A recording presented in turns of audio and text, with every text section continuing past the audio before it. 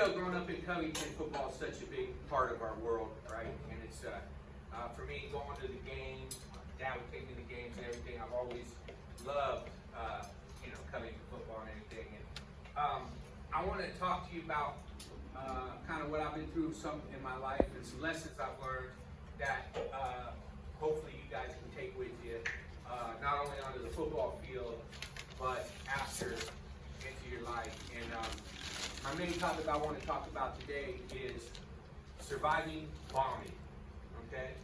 And I'm not talking about the Taliban throwing bombs at you. You got to survive that. But I'm talking about in life. In the comedy world, you either kill, which is good. Okay, that's my job as a comedian. You kill, and then you did good. You killed the crowd. Everybody loved you. You were on fire tonight. You were awesome. Or you bombed. You bombed, you sucked. Nobody liked you if you bombed. And when I talked to Coach on Saturday night at the comedy show, and Andy's band was playing, and they were awesome. You guys have to see Andy's band sometime. But he was talking to me. He said, "How did you get good at comedy?" I said, "I bombed for 5 years. My first 5 years, I had a hard time translating my sense of humor from Covington, Ohio, to California, right? To big cities, to New York City. It was kind of difficult. So for 5 years, I sucked. I bombed. I was no good. But how I got good was because I went out and bombed every time.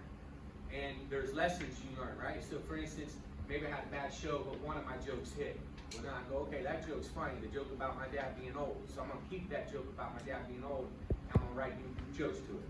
Now, for instance, at your games, now I'm far from a coach, but I'm just saying perhaps you tackle a guy in a certain way that makes him fumble, right? That's your win. You can take that on with you to the next game. Oh man, if I throw my right arm like this, and the ball might come out again. You know, and I learned that from wrestling as well. I was a wrestler here at Covington, and once again, I wasn't talented, but I worked pretty hard. And one time I wrestled this dude, his name was Sonny Marchetti, and he was a state champion. I took him down. Then after that, he kept falling. But I took him down. So from that on, I remembered that takedown. I used single leg takedown. So every time I went up against somebody, I know, hey, if I could take down Sonny Marchetti with a single leg takedown, I could take down anybody, and or almost anybody. So I really want you guys, because I know I haven't been to the game because I usually have shows on Friday nights, but I know all about the games because I go to Casey's and I talk to Scooby.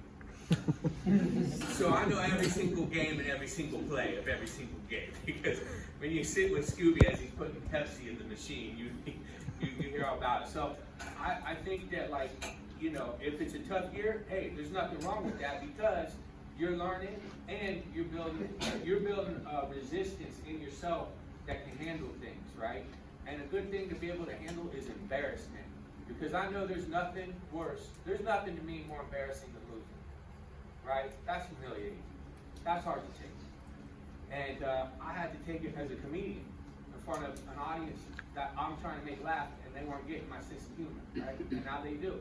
But if you can handle everything you guys have been through this year, it's been a tough year, in my opinion, even better. Because as men, that's going to make you stronger when you go out into the next step of your lives, right? And don't take high school for granted. Don't take high school for granted. Because I still remember Coach T and all my teachers and everybody. Don't take it for granted, because when you're a 42-year-old like I am, you're going to go to bed at night and you're going to have dreams about when you were on the football team. I know this because I go to bed at night and I still have dreams of being on the wrestling team. Because this is a moment in your life that don't come back again. So don't take it for granted. And all these guys, all your friends, your teammates, don't take them for granted, because eventually you guys will all go your separate ways. You don't all have different lives. Some of you stay in Covington, some of you might end up who knows where, some of you will write books, some of you will be the best farmer in Covington, But whatever it is, remember these times. Don't take it for granted. In every play, every practice, put it all out there. Because when you're out of high school and you can't come back and do it, your mind's going to go back to that. And if you put in the work now, when you go out and do other things in your life, it will be easier. People sometimes ask me if I get nervous before my shows. I do, But before I go on stage, you know what I tell myself? This ain't nothing. I went to state and wrestling. So I carried that with me even 23 years after I did that goal. I still take it with me. With football, with your sports, and of course, your school, right? So you got to keep your grades up. Look at all the good football players that also are carrying straight A's, right, or honor roll, because they have their focus, right? And one thing I learned from Coach G Hart over, I don't know if you know me, but was the famous clean my room story. Well, famous to our world, the clean my room story, okay? And I'll tell you this story about getting your goals in line. So I was a pretty bad wrestler my freshman year, and I wanted to get better. So I told Coach senior year I want to go to state. And D Hart came and he saw my room and he said, "Your room's a mess." He said, "To be a champion of one thing, you have to be a champion at everything. That includes cleaning your messy room." I said, "Coach, that's ridiculous, man. I want to get stronger." He said, "Clean your room." "Coach D, I want to get faster." "Clean your room." "Coach, I'm trying to be a state champ. You're trying to get me to be a man at Holiday Inn." But I listened to Coach. I threw out everything in my system. I got one match away from going to the state tournament. I had to wrestle this dude from Versailles. He had pinned me 5 times. He was undefeated. Okay, senior year, he was 47-0. Before the match, he got in my face.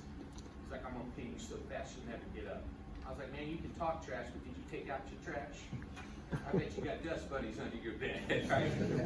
I shot in, I took him down, I pinned him, he folded like my laundry.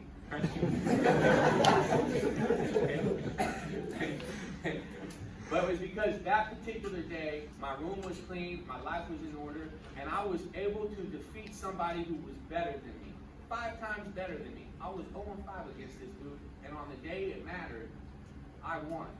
And not only did I win that day, I took that win with me everywhere I go.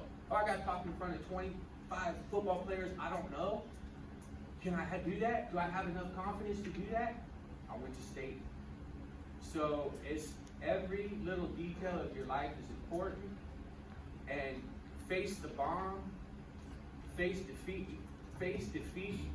as a lesson, and learn from what you did and the things you do right. That's the main thing I want to take with you guys to take with you, because I know your team is coming up.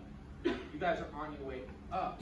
Because look at Cleveland Browns. They were 0-16, and now people are saying they could possibly be an outside for the Super. You know what? You guys are on your way up.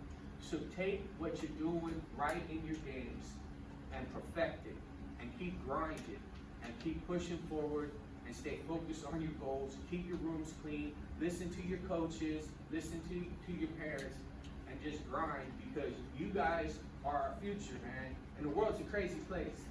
So when you guys are in your 40s, I'll be in my 60s, and I need you guys to be out there on the world doing a good job so I can retire safely and comfortably, okay?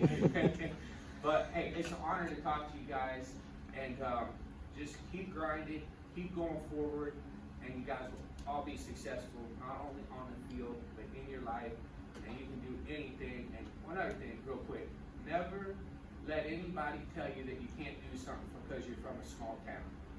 Don't ever listen to that garbage. Every now and again, people might say something. That ain't true. Take it from me. Okay? In fact, you can do more, because being from a small town, you have a work ethic, you have a sense of community, and you have a knowledge of things that a lot of people from bigger places don't know about. So, anyways, just keep grinding, and keep your rooms clean, and work hard at practice, and learn during your games. Thank you guys.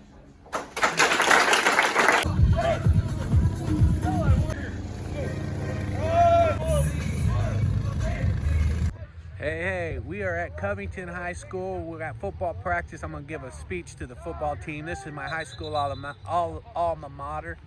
Alma mater, that's the right word. And we're going to go have a good time at football practice. Let's go.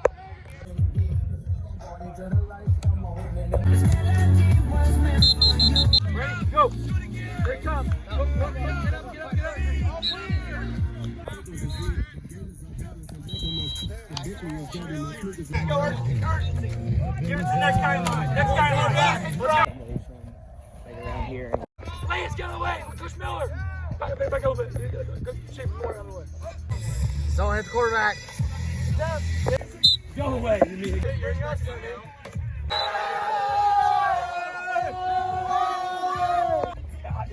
There's too much digging off. It turns into like of what a good arms back looks like. Way too much digging around. Dylan, that should, that's your prayer. That should be.